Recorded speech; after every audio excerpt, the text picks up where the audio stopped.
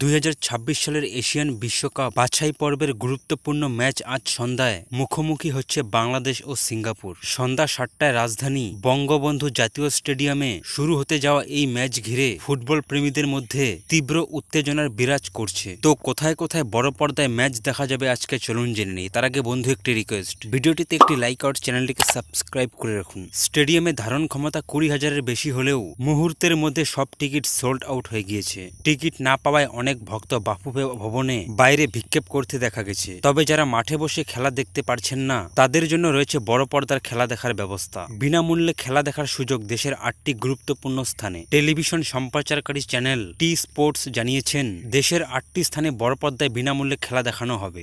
সেই স্থানগুলি হল ঢাকা রবীন্দ্র সরোবর, চট্টগ্রাম MA স্টেডিয়াম, ময়মোহন সিং জেলা পরিষদ চত্বর, রংপুর জেলা পরিষদ চত্বর, রাজশাহী নানকিং বাজার, সিলেট 0 পয়েন্ট, খুলনা শিববাড়ি মোড়, রবিশাল বেলস পার্ক, রূপনগর পল্লবীতে 12টি স্থানে ব্যক্তিগত উদ্যোগ আয়োজন। বাংলাদেশের জাতীয় ফুটবল দলের সাবেক অধিনায়ক এবং ঢাকা মহানগর উত্তর বিএনপির আহ্বায়ক আমিনুল হক রূপনগর পল্লবীতে এলাকায় 12টি স্থানে বড় পর্দায় খেলা দেখানোর উদ্যোগ দিয়েছেন। সেই স্থানগুলি হল 1 ঘরোয়া মোড়, 2 দুয়াবিপাড়া মোড়, 3 দোরন মোড়, 4 টপ ব্লক মোড়, 5 পার্ক কলোনি মোড়, 6 মধ্যস্থান মোড় সেকশন 7 উত্তর সাইড, 7 শহীদ আসিফ চত্বর ধানসিঁড়ি স্কুল মোড়, 8 মুসলিম বাজার ঈদগাহ মাঠ, 9 শহীদ জিয়া মহিলা কলেজ ই ব্লক মোড়, 10 লালমাটিয়া স্ট্যান্ড, বাউনিয়াবাদ মিরপুর 11 মোড়, 11 আলুবদি পুরাতন স্ট্যান্ড আমতলা, 12 রায়তুল আমান জামে মসজিদ মোড়, 11 সি পল্লবী। এই জায়গাগুলোতে দেখানো হবে গ্রুপ সির সমীকরণ। এই ম্যাচটি দুই দলের জন্য